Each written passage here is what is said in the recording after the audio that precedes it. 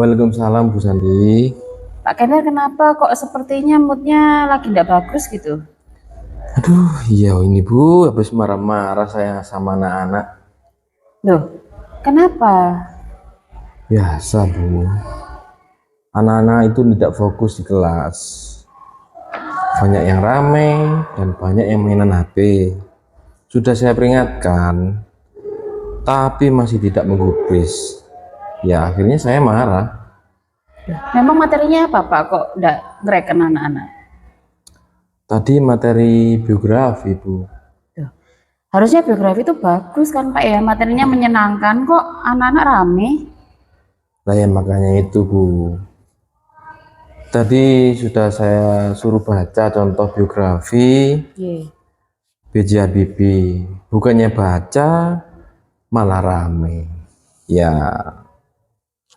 yang di belakang main game. Jelas kelihatan HP-nya miring.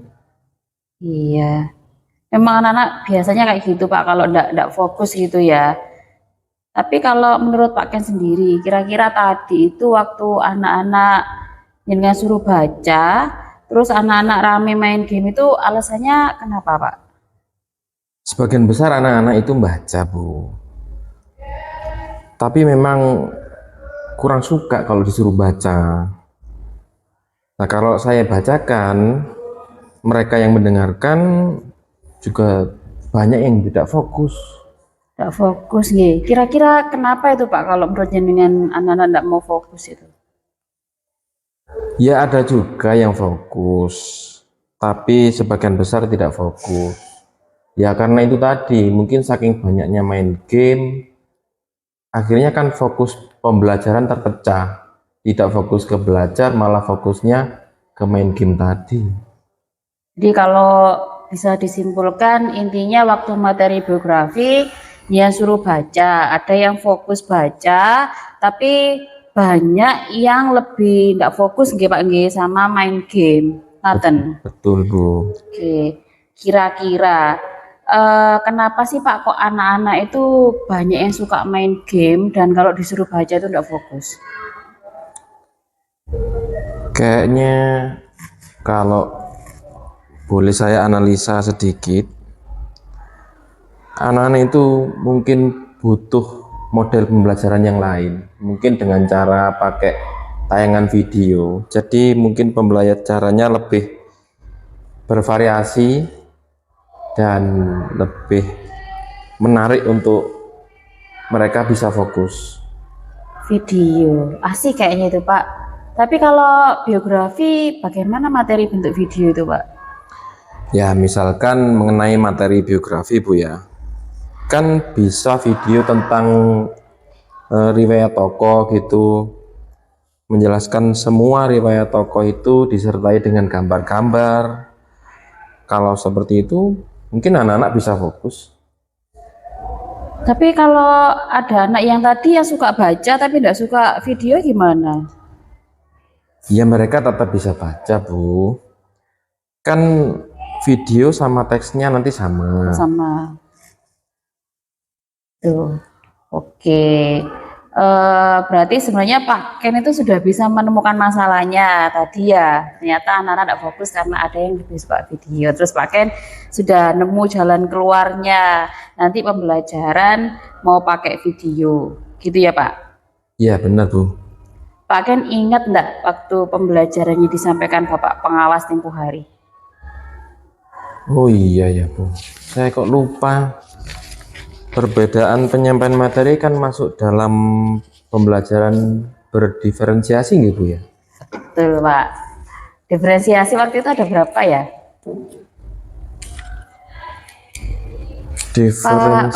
Pak Dulani ya waktu itu ya? Iya betul sekali. Iya, saya juga ingat waktu itu ada diferensiasi pembelajaran gitu atau pembelajaran berdiferensiasi. Kalau salah ada berapa Pak? Ada 3 kalau nggak salah, itu ada yang satunya diferensiasi konten, diferensiasi proses, dan diferensiasi proses sendiri. Proses, produk. Iya, Iya benar, betul ya Pak ya. produk. Ya. Oke. Kalau penyanyian jenengan tadi yang mau pakai video itu masuk apa Pak diferensiasinya? Bisa masuk diferensiasi konten dan proses juga, Bu. Konten atau materinya berbeda, ada yang teks, ada yang video. Proses pembelajarannya juga beda, ada yang berkelompok, ada juga yang individu. Oh, nanti ada dibuatkan kelompok juga sama Pak Ken yang suka baca, jadinya sendiri, baca sendiri ngoten. Betul. Oke, alhamdulillah solusinya ketemu Pak Ken, masalahnya terdeteksi, solusinya juga ketemu. Kira-kira nih setelah ini Pak Ken, pembelajarannya supaya anak-anak fokus, tidak seperti tadi, langkahnya Pak Ken itu apa nih? Karena ini masuk pembelajaran berdiferensiasi dan RPP saya belum berdiferensiasi, maka saya harus memodifikasinya menjadi RPP berdiferensiasi dulu supaya lebih mudah dalam pelaksanaan pembelajarannya nanti. Terus sekali Pak, memang harus dirancangkan supaya nanti di kelas bisa langsung action Ya Bu, mungkin akan langsung saya praktekkan Bu. Saya akan coba langsung memodifikasi RPP-nya dulu Bu. Oke, keren Pak. Oke, semoga RPP-nya cepat selesai, terus direalisasikan pembelajarannya, anak-anak juga bisa fokus. Nanti kalau misalkan berhasil, saya bisa nyontoh jenengan ya Pak Alhamdulillah, terima kasih banyak Ibu Santi. Gimana sekarang Pak perasaannya? Alhamdulillah kembali datang semangatnya Bu. Semangat sudah ada solusinya tadi ya Pak Iya benar. Oke, terima kasih, senang sekali bisa mendengarkan curahan hatinya Pak Ken tentang pembelajaran. Ya, terima kasih Bu Santi. Saya tak langsung mengerjakan modifikasi RPP-nya. Oke, sip Pak. Semoga nanti pembelajarannya asik dan menyenangkan, anak-anak juga fokus. Oke, siap. Oke.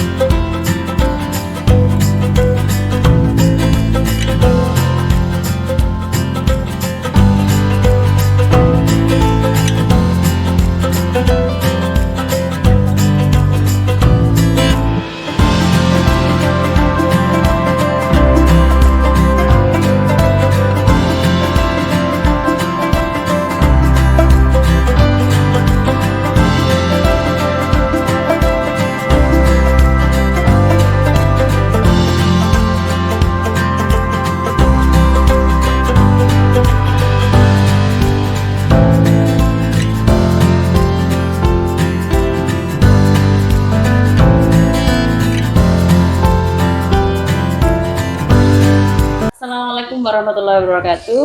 Bertemu kembali dengan saya, Santi Sandra Dewi, CGP Angkatan 9 Kabupaten Lumajang dari SMA Negeri 1 Pronojiwo. Saya sekarang sudah bersama dengan Pak Ken dari Santo SPD, rekan sejawat saya yang merupakan guru bahasa Indonesia yang tempoh hari sudah melakukan pra-observasi dan observasi bersama saya. Assalamualaikum Pak Ken. Waalaikumsalam Bu Santi. Dan juga ada Pak Toto, pendamping atau pengajar praktek dari CGP saya. Assalamualaikum Pak. Waalaikumsalam Bu Santi. Oke, langsung saja ya Pak Kendar. Oke, sebelumnya saya ucapkan terima kasih Pak Kendar karena sudah memberikan waktu dan juga bersedia untuk melakukan observasi dengan saya. Gimana Pak Ken? Setelah melaksanakan pembelajaran tadi yang diobservasi, bagaimana perasaannya Pak Kendar? Alhamdulillah. Awalnya sih sedikit canggung Bu, karena pembelajaran saya diobservasi. Gugup Pak ya? Tapi alhamdulillah pembelajarannya berjalan lancar Bu. Saya senang sekali di kelas tadi. Alhamdulillah. Mungkin bisa diceritakan kembali Pak Ken, pengembangan apa sih yang ingin Pak Ken capai di pembelajaran itu yang sudah Pak Ken lakukan tadi di kelas? Ya baik Bu. Awalnya pengembangan yang ingin saya capai adalah meningkatkan motivasi belajar siswa Bu. Seperti yang sudah saya sampaikan sebelumnya pada Bu Santi, bahwa anak-anak tidak antusias belajar. Oh, yang waktu di itu Pak ya, di Iya. pra-observasi itu ya? Betul sekali. Karena saya suruh membaca teks biografi. Alhamdulillah tadi setelah saya menggunakan media video, anak-anak yang tadinya tidak semangat belajar dan malah main game jadi mau belajar. Gitu. Jadi anak yang tadinya tidak antusias belajar karena suruh baca, sekarang jadi antusias karena ada video ya Pak ya? Iya betul sekali. Mungkin bisa bantu menjelaskan Bapak tadi jalan pembelajarannya seperti apa nih? Iya Bu. Di awal saya seperti biasa Bu, persepsi dan mengkondisikan anak-anak untuk siap belajar. Lalu saya menyampaikan tujuan pembelajaran, yaitu dengan menyimak video biografi atau membaca biografi.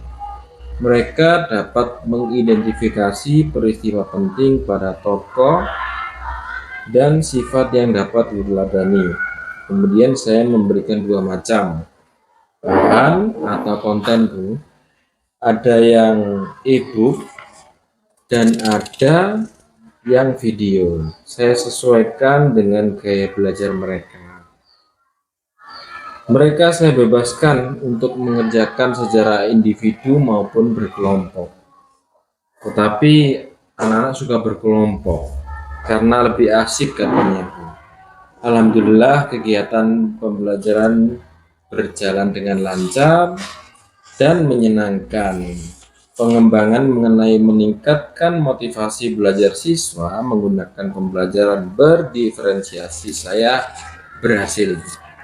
Alhamdulillah. Jadi pengembangan yang ingin dicapai Pak Kendar itu berhasil nggih? Iya Bu. Atau mungkin ada lagi Pak?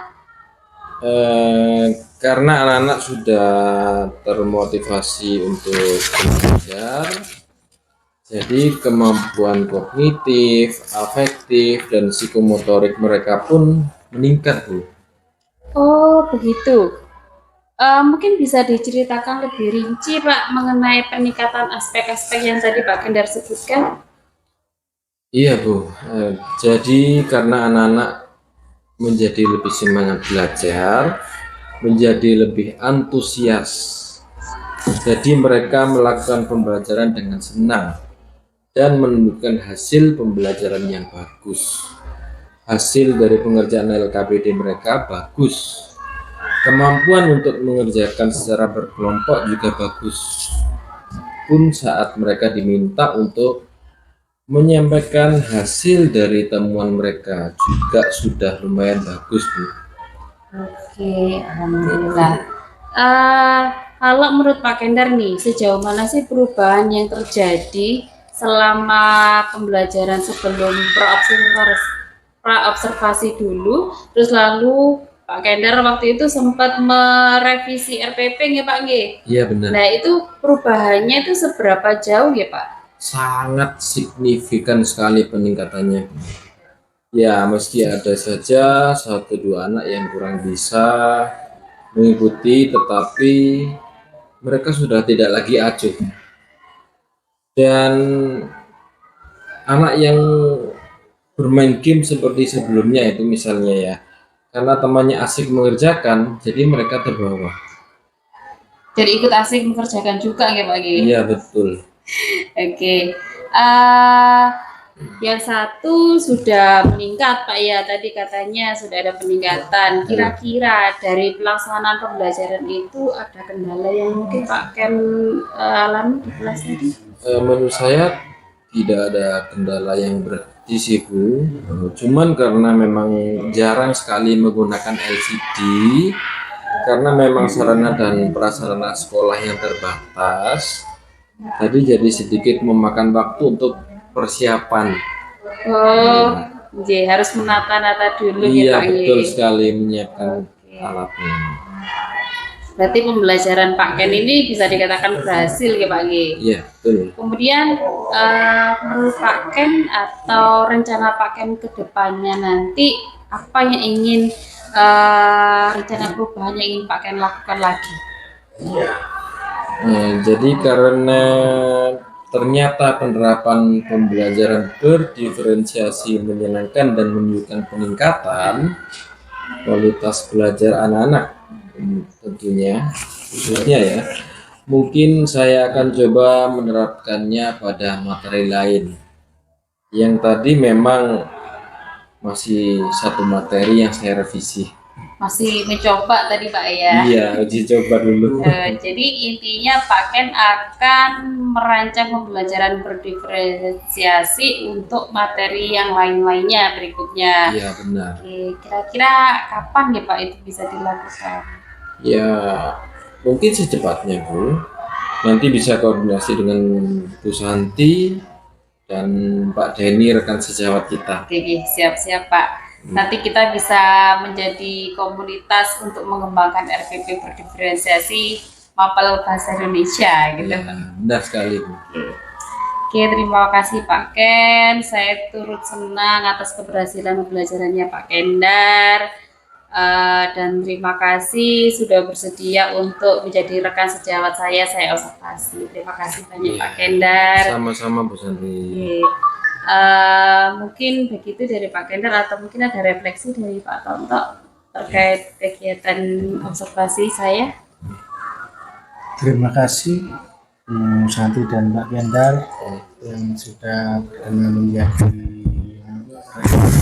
sejawat untuk observasinya Bu Santi, dan alhamdulillah proses coachingnya bagus,